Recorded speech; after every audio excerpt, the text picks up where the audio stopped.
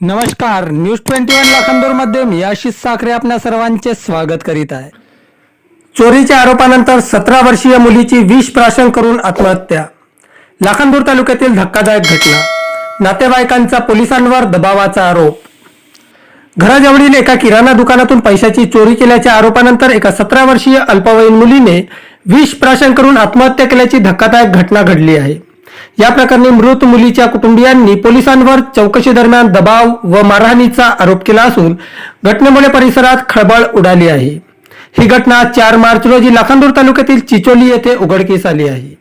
प्राप्त माहितीनुसार चिचोली येथील मृत मुलीच्या घराशेजारी राहणाऱ्या किराणा व्यावसायिकाने 2 मार्च रोजी संबंधित मुलीविरोधात चोरीची तक्रार लाखांदूर पोलीस स्टेशन येथे दाखल केली होती। त्यानंतर पोलिसांनी संशयित म्हणून मुलीला चौकशीसाठी लाखांदूर येथे बोलविले होते। पोलिसांच्या बोलवण्यानुसार सदर मुलगी वडिलांसह लाखांदूर पोलीस स्टेशन येथे चौकशीकरिता हजर झाली। काय सांगा? सदर प्रकरणामध्ये स्थानिक पोलिसांनी API जे केंद्र आहेत त्यांनी चौकशी केलेली आहे। इथले ठाणेदार आहेत त्यांनी सुद्धा चौकशी केलेली आहे आणि सदरची चौकशी निपक्षपातीपणे करण्यात आलेली आहे। सदर चौकशीमध्ये सगळ्यांचे साक्षीदाराचे बयान घेण्यात आलेले आहेत। त्यामध्ये जे पीडित आहे तिने सुद्धा कबूल केलेलं आहे। पुढील कारवाईनंतर सदर मुलीला सायंकाळच्या सुमारास तिच्या वडिलांसह घरी पाठवण्यात आले। मात्र घरी परतल्यानंतर काही वेळातच राहत्या घराला लागून असलेल्या पडवीत मुलगी उलट्या करताना आईला दिसून आली। त्यातून येत असलेल्या वासेमुळे कदाचित मुलीने विष प्राशन केले असावेत असा तर्क लावून कुटुंबियांनी सदर मुलीला तात्काळ लाखांदूर ग्रामीण रुग्णालयात उपचारार्थ दाखल केले होते। मात्र प्रकृती आवाक्याबाहेर असल्याने पुढील उपचारासाठी त्या मुलीला भंडारा सामान्य रुग्णालयात हलवण्यात आले होते, परंतु तिथे उपचारादरम्यान तिचा मृत्यू झाला। दरम्यान मुलीच्या आईवडिलांनी जिल्ह्याचे पोलीस अधीक्षक यांच्याकडे केलेल्या तक्रारीतून पोलिसांनी चौकशी दरम्यान दबाव टाकला व मारहाण केली, त्यामुळेच मुलीने टोकाचे पाऊल उचलले। या आरोपांबाबत अधिकृत भूमिका अद्याप स्पष्ट झालेली नाही। या घटनेची सखोल चौकशी व्हावी अशी मागणी कुटुंबियांकडून करण्यात आली आहे। समजून घ्या, तुम्ही ऐकून घ्या। कायदा आम्ही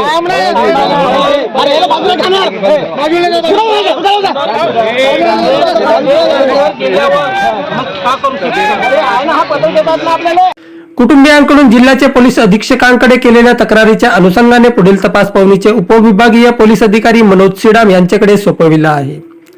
दरम्यान कुटुंबियांकडून करण्यात आलेल्या मागणीच्या पूर्ततेसाठी कुटुंबियांसह ग्रामस्थांनी प्रेत घेऊन आलेली रुग्णवाहिका लाखांदूर साकोली रोडवरील चिचोली फाट्यावर अडवून धरली होती।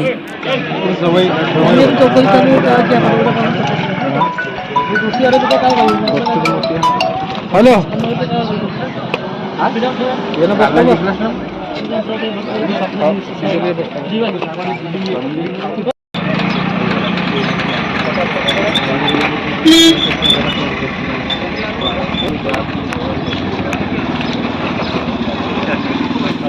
यावेळी येथे शेकडो लोकांचा जमावळा जमला होता। दरम्यान शांतता व सुव्यवस्था बाधित होऊ नये म्हणून जिल्हा पोलीस अधीक्षक नुरुल हसन यांच्या मार्गदर्शनात पवनीचे उपविभागीय पोलीस अधिकारी मनोज सिडाम, लाखांदूरचे पोलीस निरीक्षक सचिन पवार, पवनीचे पोलीस निरीक्षक बामणे, दिगोरीचे सहाय्यक पोलीस निरीक्षक प्रमोद शिंदे, अड्याळचे सहाय्यक पोलीस निरीक्षक पाटील, पालांदूरचे सहाय्यक पोलीस निरीक्षक बनसोडे यांच्यासह लाखांदूर, पवनी, पालांदूर, दिगोरी, अड्याळ व भंडारा पोलीस स्टेशनचे कर्मचारी तळ ठोकून होते। दरम्यान कुटुंबियांकडून होत असलेल्या मागणीच्या अनुषंगाने पवनीचे उपविभागीय पोलीस अधिकारी मनोज सिडाम यांच्याकडे तपास सोपवण्याच्या तसेच दोषीवर कायद्याच्या अधीन राहून कारवाई करण्यात येणार असल्याच्या आशयाचे पत्र कुटुंबियांना देण्यात आले। सदर आशयाच्या लेखी पत्रानंतर मुलीचे प्रेत चिचोली येथील स्वगृही नेण्यात आले। येथील स्मशानभूमीत रीतिरिवाजानुसार तिच्यावर अंत्यविधीचा कार्यक्रम पार पडला। दरम्यान लाखांदूर तालुका बुद्धिस्ट समाज संघर्ष समितीचे अध्यक्ष मनोज बनसोड यांच्यासह समितीचे पदाधिकारी व कार्यकर्त्यांनी सदर मृत महिलेच्या कुटुंबियांशी आणि शेजाऱ्यांशी साधकबाधक चर्चा केली आणि सत्यता पुढे आणून योग्य न्याय मिळेपर्यंत त्यांच्या पाठीशी असल्याचे आश्वासित केले। तसेच लाखांदूर पोलीस ठाण्यात लाखांदूर, पालांदूर, दिगोरी, अड्याळचे पोलीस निरीक्षक यांचे समक्ष पवनीचे उपविभागीय पोलीस अधिकारी मनोज सिडाम यांच्याशी चर्चा करून न्याय मिळवून देण्याची मागणी केली। या संपूर्ण प्रकरणात कुटुंबियांकडून पोलीस यंत्रणेवर आरोप केले जात आहेत, तर लाखांदूर पोलिसांकडून आरोप निरर्थक असल्याचे सांगितले जात आहेत। मात्र काही प्रश्न अद्यापही अनुत्तरित असल्याने या प्रकरणी जनतेच्या संशयाची सुई अद्यापही पोलीस प्रशासनावर कायम आहे। आता या प्रकरणी तपासाअंती काय निष्पन्न होणार हे बघण्यासारखे राहील। घटना घडली बाबा. हे माझ्या नातनीले ते नेला, चोरीचा आरोप केला ना. कुठे नेला? ला कांदूरले पोलीस स्टेशनमध्ये. पोलीस स्टेशन मध्ये. बर. आणि माझ्या नातनीले मारमोंदाड केला बाबा. कोणी? पोलिसांनी? पोलसाने. हं. फुटून गेलती बाबा. बर. मग घरी आली. किती वाजता आली? घरी आली 5 वाजता सायंकाळी. सायंकाळी. बापानं आणलं न तिले. हं. बाजार गिर सोडलं, बापाला अंग घाल पाणी दिलं. हं. आता तिले का वाटला का नाही, हं. मी जीवन काय ठेवू आता, हं.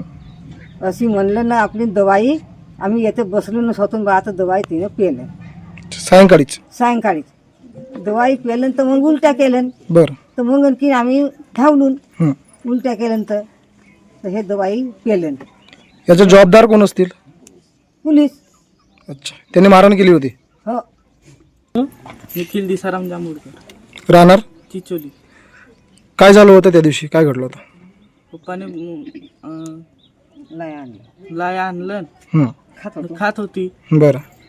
तर तो म्हणे चोरीचा आरोप आणलं मा बहिणीवर. बरं. त्यानंतर? त्यानंतर मग पोलीस ठाण्यात नेला तिले, कोणत्या पोलीस स्टेशनात? लाखांदूरच्या. बरं. नंतर? तिला मारला मग अच्छा, कोणी? पोलीसवाल्याने. बरं. त्याच्यानंतर? मग घरी आले. अच्छा, मारहाण केली तर तिच्या अंगावर काही काही असे म्हणजे जखमा वगैरे होते का? हो. बरं. त्याच्यानंतर? मग तिकडे बसली होती तर दवाई खाल्लं मग. अच्छा.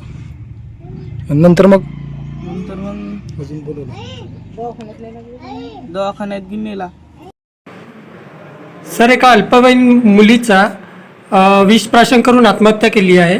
त्या ग्रामस्थांचा आणि पालकांचा आरोप आहे की पोलीस प्रशासनाच्या अतीने आत्महत्या केली आहे. काय सांगा?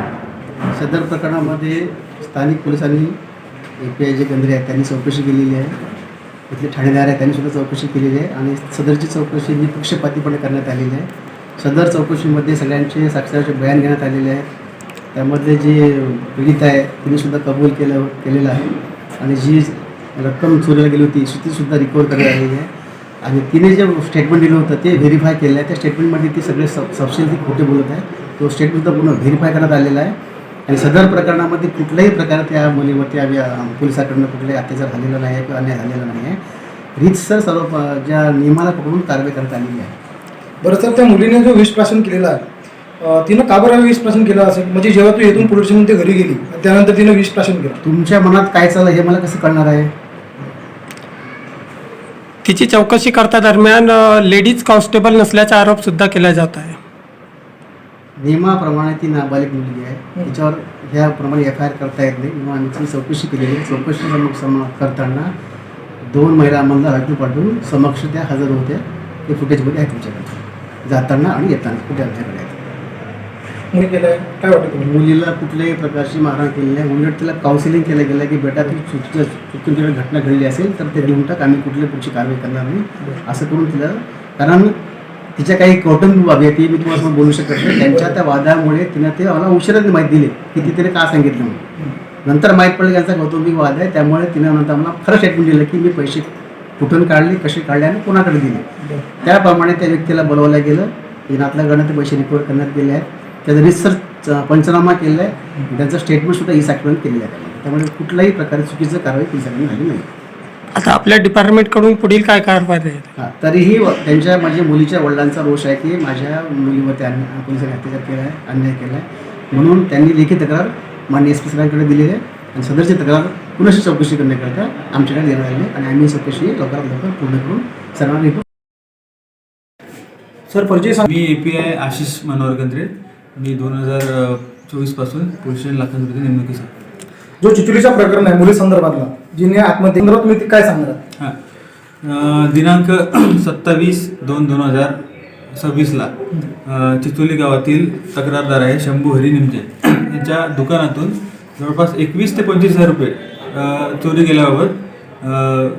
गेले होते. आणि घराजवळची एक महिला आहे तिने सांगितले की पायल आंबोळकर या मुलीला त्यांनी ज्या दरम्यान चोरी झाल्या तिला बघितलेलं आहे.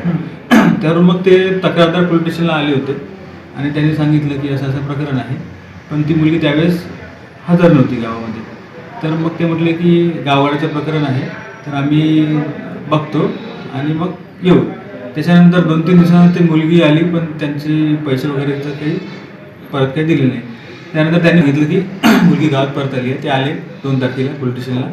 मग त्या मुलगी आणि मुलीच्या वडिलांना पोलीस स्टेशनला बोलवलं होतं आणि त्यांनी मग तक्रार वगैरे दिली त्या तक्रारदारांनी. त्या अनुषंगाने मग आम्ही त्या मुलीला महिला कॉन्स्टेबल समक्ष विचारपूस केली आणि सुरुवातीला ती खोटे सांगत होती, कुठे गावाला गेलं सांगत होती. त्यामुळे आम्ही मग कुठे गेली होती तिच्या मैत्रिणींना फोन लावला तर तिने सरळ नकार दिला की की हे आमच्याकडे आले नाही. त्यामुळे आम्हाला असं लक्षात आलं की खोटं बोलत आहे. तर मग आम्ही तिच्या वडिलांना